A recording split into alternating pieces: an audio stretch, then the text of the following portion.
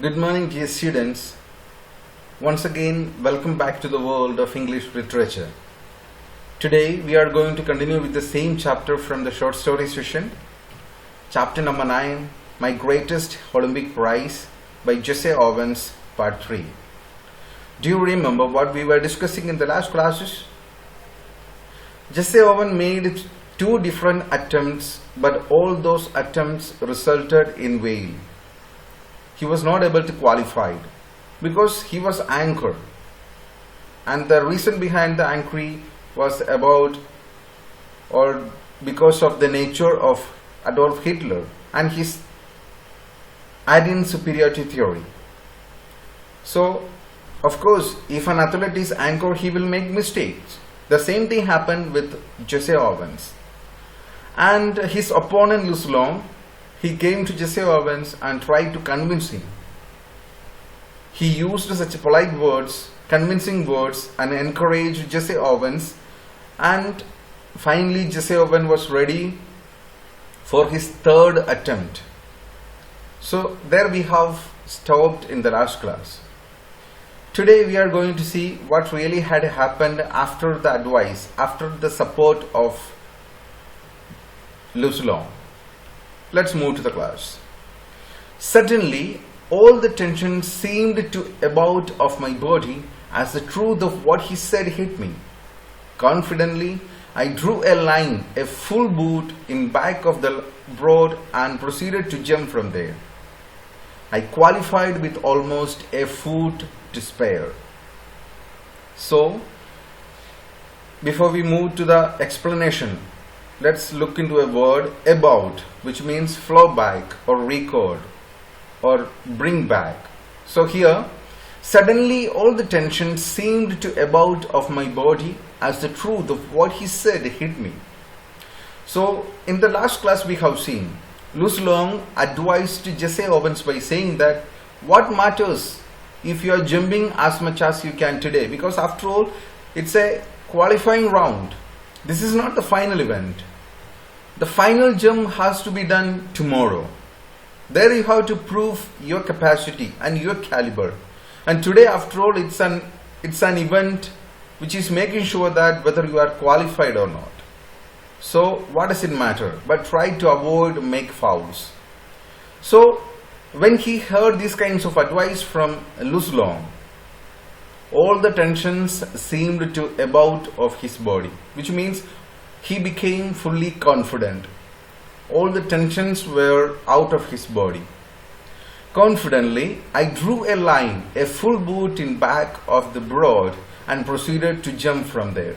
So, as the advice of Luz Long, Jesse Owens made a line, almost a full boot in back of the broad line, and he decided to make his leap from there. As a result, I qualified with almost a foot to spare. So, very easily, Jesse Owens was able to qualify in the Olympics. That night, I walked over to Luz Long's room in the Olympic Village to speak him, to thank him. I knew that if it hadn't been for him, I probably wouldn't be jumping in the finals the following day. We sat in his quarters and talked for 2 hours about track and field, ourselves, the world situation, and a dozen other things. There's a new word for you, that is quarters, which means living accommodation. Like house, where suppose if you are going out of station, we will be searching for quarters. Suppose if your father is in service, if he is a government officer, a government employee, he will be provided with quarters where he can stay. Living accommodation, that's what is the meaning of quarters. That night, I walked over to Luz Long's room in the Olympic Village to thank him. So at the night, he got qualified, Jesse Owens got qualified, so he decided to thank Luz Long. Because of his advice, Jesse Owens was able to get qualified in the Olympics. So he decided to thank him. So he walked over to Luslong's room in the Olympic Village. Olympic Village means, especially when an Olympics is taking place, an area of land will be occupied to construct building for the quarters of the people who are coming for the Olympics. Suppose if we are going to participate in the Olympics, where we will stay for a number of days.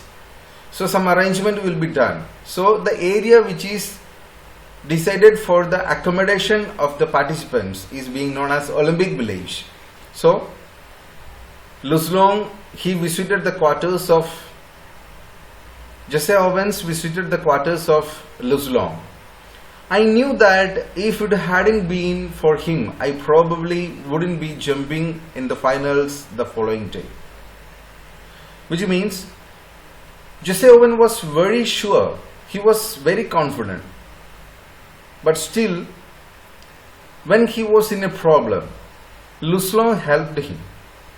If Luslong was not there, Jesse Owens was not sure that he could participate in the Olympic finals next day, following day.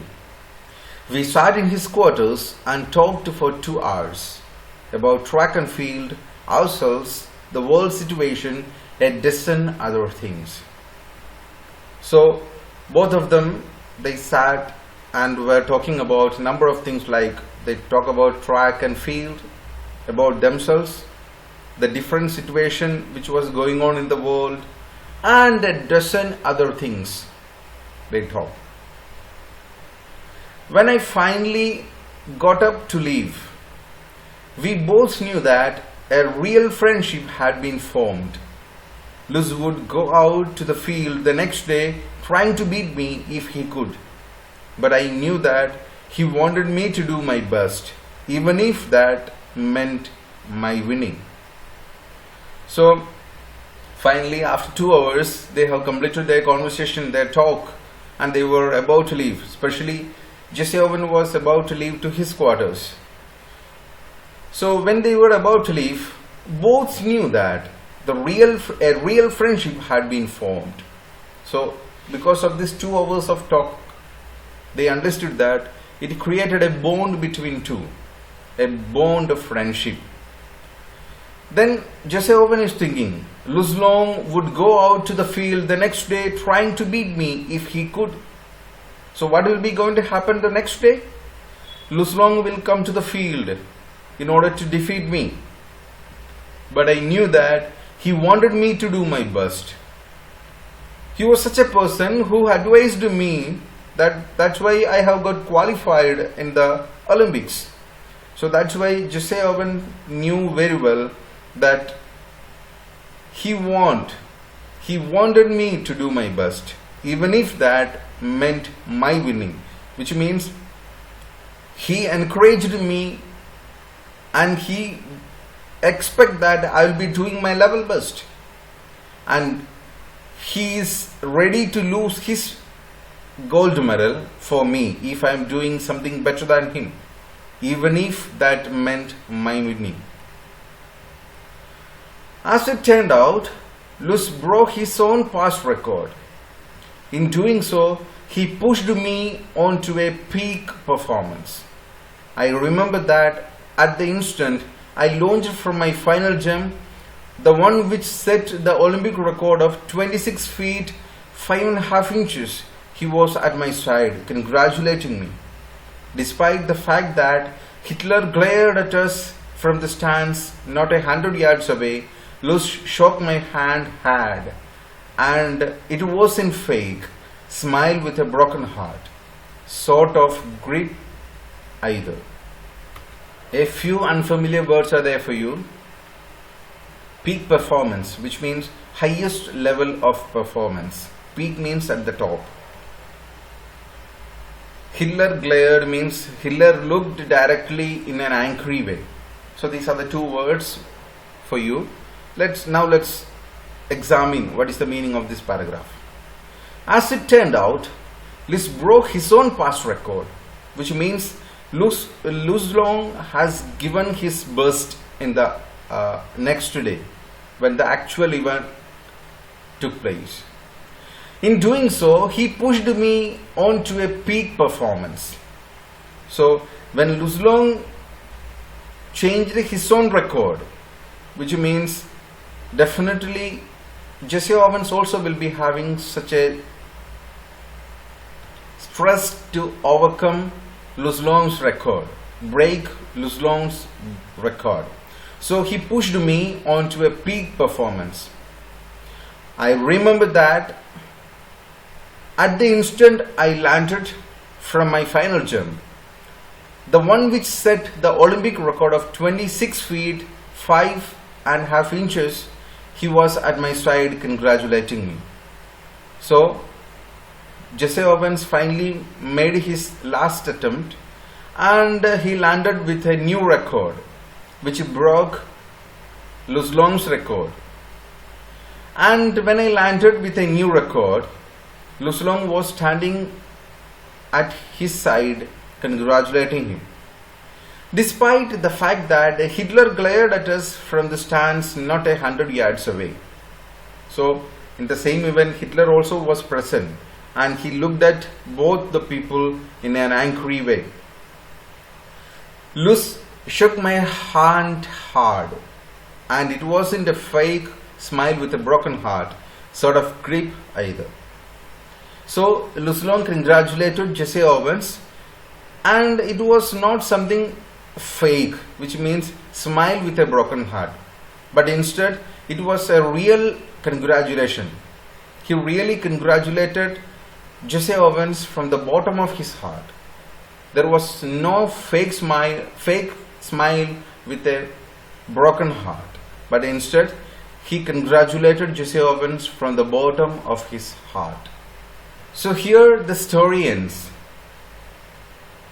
At the end of the story, Jesse Owens has got the gold medal in the Olympics, and his opponent, who was from a different country, from a different culture, he was a real man with good sportsmanship.